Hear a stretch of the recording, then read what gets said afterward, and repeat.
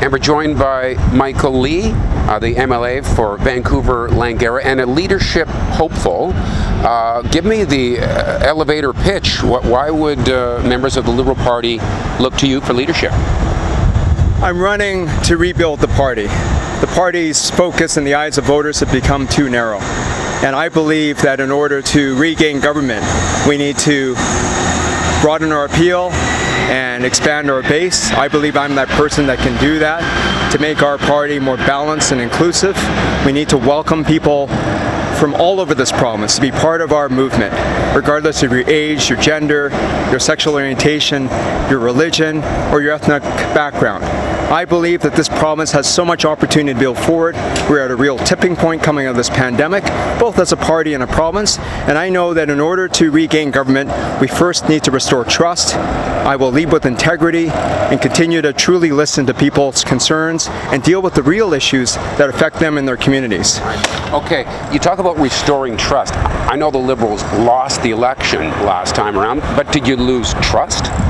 You know, I think that over the course of time, so many British Columbians and members have lost trust in our party in terms of our leadership and what we stand for. We have to regain that. We have to regain the confidence from both our members and British Columbians in terms of what we stand for as a party. I'm looking to do that with the values that I bring in terms of fiscal responsibility, accountability, and transparency, but also recognizing that as we continue to look at the world and what's happening with climate change, we need to lower our carbon footprint, make that transition to a stronger environment, and recognize that we need to continue to innovate our healthcare system, as well as continue to ensure that we're training our young people and giving opportunities for others to retrain for the jobs of the future.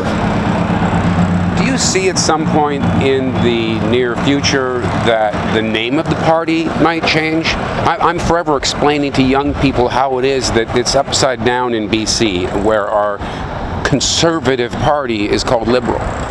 You know, I'm running here to rebuild the party. It's time that we do that. We need to be clear on what we stand for, what our values are, what we offer to British Columbians. That's what I'm going to lead.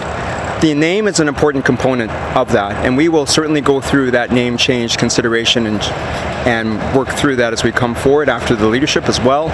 But the name is just one component. There's not going to be an easy fix or quick fix to this. We need to rebuild the party. Right. Okay, your background, you're a lawyer specializing in business, and you've got some political experience as well. You've been involved in politics for quite a while. Yeah, I would say that my involvement first started in the community in the mid-1980s. I worked with youth at risk in Chinatown and Vancouver. I worked with immigrant and social service organizations. I've served on boards for children and youth organizations like Arts Umbrella and Science World. But I came to political involvement at student government. I was the student body president at UBC. Obviously, we have a strong UBCO presence here in Kelowna, which is terrific. I was the chair of the alumni board at UBC as well. We all have our roles to make our community stronger. That's what I've done, and that's what my commitment to service is first and foremost. In terms of my political involvements, I started back in the day as a political staffer. I worked for Kim Campbell when she was Minister of Justice, 1 year in Vancouver, 2.5 years in Ottawa.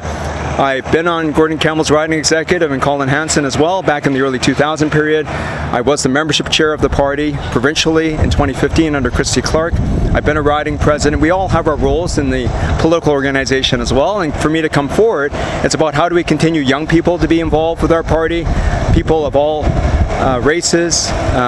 We need more women to be involved with our party as we go forward. We need to renew this party, certainly. Right. So, Renee Merrifield is from these parts. A lot of people think she'll likely throw her hat in the ring at some point. Do you welcome that? Absolutely. I've encouraged Renee to step forward for this leadership race. She brings an important voice to our party. She's been doing a terrific job as our health critic. Our local MLA is for Kelowna Mission, following in the footsteps of Steve Thompson, another terrific MLA, and Ben Stewart and Norm Letnick, of course, in the Kelowna area. But it's important that we have voices and different perspectives come to seek the leadership of our party. I also was a first-term MLA when I sought the leadership. I had less experience than Renee does now, and I've said that to her, and for anybody who wonders about that, I believe that she will bring a lot to this race. Do you expect, is the fur going to fly? Are you guys going to take the gloves off? I don't know, I've run out of cliches. We are all one team. This is about picking the right person at the right time to lead our party and our province. That's what this is about. We will all come united after this race is done in early February. That's what I'm saying in my conversations. We know that we'll take the best ideas, the best vision, a joint vision for the party and the province going forward. Would a vibrant leadership race with real disagreements hashed out publicly, would that be good? Absolutely. I think that that's what this is about.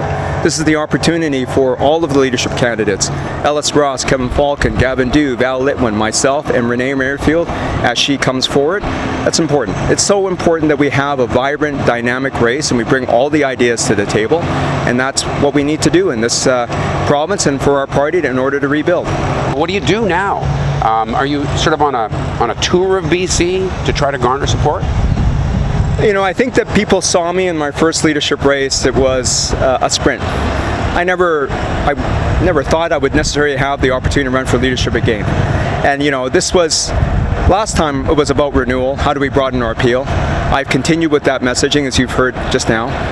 I think it's such an important effort that we've had 15 months. By the time we have had the snap election, which was unnecessary, broke the trust for British Columbians when John Horgan called that unnecessary election in the middle of a pandemic, and the time we select a new leader. There's 6.5 months to go as I'm standing here with you today, and I've certainly wanted to get out to speak to many members of our party and others who might consider supporting our party, because that's what's important here. So I've been in the Kootenays just 2 weeks ago, covering 15 communities in 5 days, and on Vancouver Island another 5 communities in 3 or 4 days there, and I'll be continuing up through the Okanagan. I'm going to Vernon tomorrow and on to Kamloops and on to Williams Lake after that, so we'll see as far as we can get. Obviously it's a really challenging time for the province also because of the wildfire situation, so very much recognize that, but it's been great to be back in the Kelowna community. It's such an important part of our province. Terrific. Thanks for your time. Thank you.